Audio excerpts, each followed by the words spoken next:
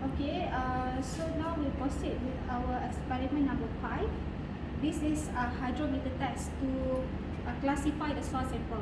So actually for the classification, we have two different tests, hydrometer analysis and also sieve analysis. And normal practice, we normally start with the hydrometer test. Okay, because we need to wash the sample first, and after that we oven dry the soil sample for the coarse soil that we take on top of the sieve, and then we proceed with sieve analysis. So let me introduce you the apparatus. So for hydrometer test, we need chemical solvent. These two chemical solvent, natrium hexametaphosphate and also natrium carbonate. Okay, we need this amount, but this amount to be diluted into 1 liter of distilled water. Okay, but for our soil sample, since the soil sample normally for the hydrometer test we just take around 50 to 100 gram. So the quantity of the chemical solvent with distilled water, we just need around 100 ml. Okay, to be diluted within 24 hours.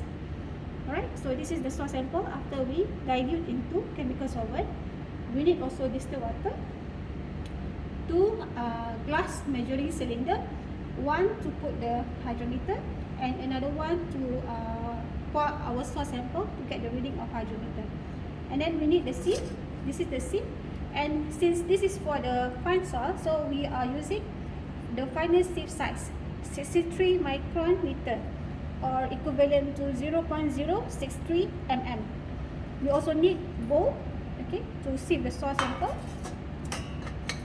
We need one beaker with also 1000 ml of the measurement, because the quantity of the soil sample, the sieve with the distilled water to be filled up inside this measuring cylinder must reach up to 1000 ml.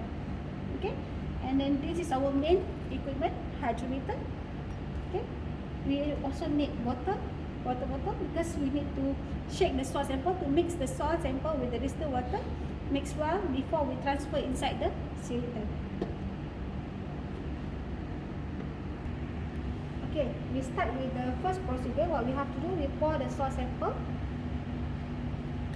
inside our sieve. We have to ensure that all the soil sample taken out from the container.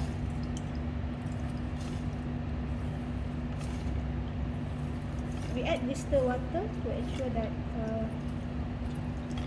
easy for us to sieve the soil. Alright, so now we continue sieving the sample. Okay, we have to keep on rub the sample, and then at the same time add distilled water.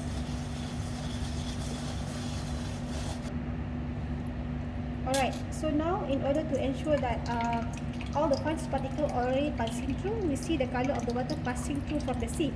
If the color of the water is clear like this, so we may stop to sieve the sample. So what we have to do now is to transfer the sample from the bowl inside the beaker.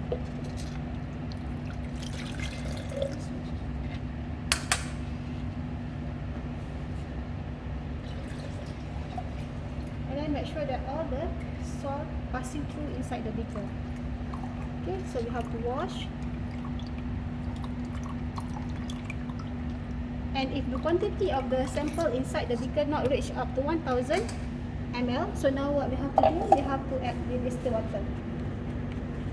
Okay, please open the cap of this distilled water. So we add in up to 1000 ml.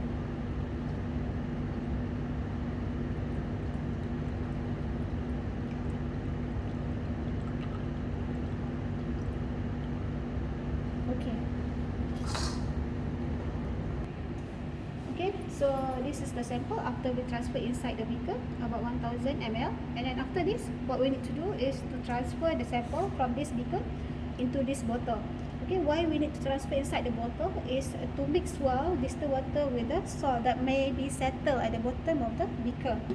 So we can use this in order to transfer the sample.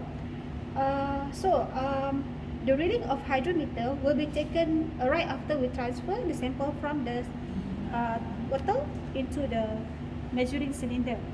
So now I need to show you on how to read the hydrometer. Okay, because after this we will immediately take the first reading.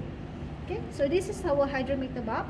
already inside the plain water. Okay, this is piped water, just to ensure that every time we take the reading of hydrometer, we have to wash the hydrometer inside this water. We cannot leave our hydrometer bulb inside the sample because it will disrupt the process of the settlement.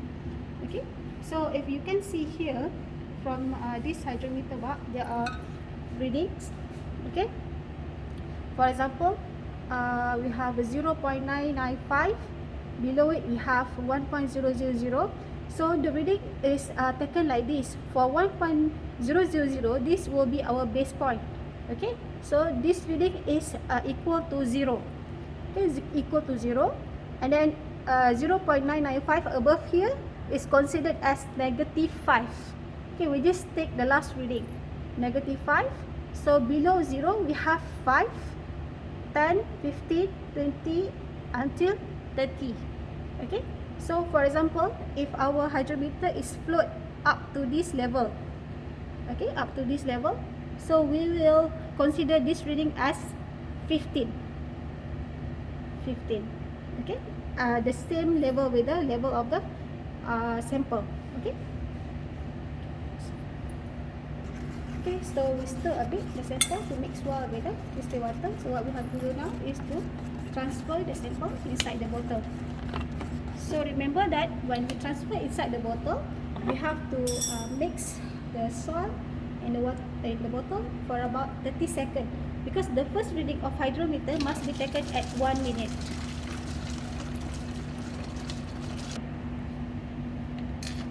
So this sample now is transferred inside the bottle. So we have to do, we have to shake. Just slowly shake the sample because we don't want to produce the bubble. We just want to mix well salt with the distilled water inside this bottle. So after 30 seconds, we transfer the sample inside the measuring cylinder. Carefully inside the measuring cylinder up to around 1000 ml. We already measured from the beaker just now. And right after we finish transfer the sample inside the cylinder, we have to take our hydrometer to take the first reading. And this is considered at the first minute of hydrometer reading. So now we place the hydrometer slowly, carefully, because the hydrometer is made by glass. So we can touch a bit just to slow down the bouncing, and then we take the reading.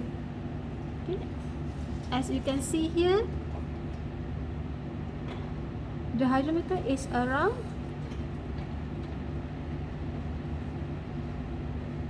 the reading of the first minute is around 10. Okay, around 10. Okay, it's here. Okay, so we take this as our first reading at the first minute. So the second reading will be at 2 minutes. Now what we have to do, take out this hydrometer, put inside this plain water. So second reading will be taken at 2nd minute, third reading at 4th minute, and after that we continue with the gap of 10 minutes each. Okay, so by today we have to ensure that we have about 7 to 8 different readings, and then the last reading of hydrometer will be taken tomorrow after 24 hours. So our expectation, the reading of this hydrometer will be reducing. Okay, every time we take the reading, because the source sample inside this cylinder will be settled. Okay, after certain time it will settle down, and then this reading will be also reducing. Okay, so after we take all the readings after 24 hours, so we proceed with the calculation to get the percentage of the salt and also the diameter. Okay, it must be calculated by using the formula, right? So that's all about hydrometer analysis.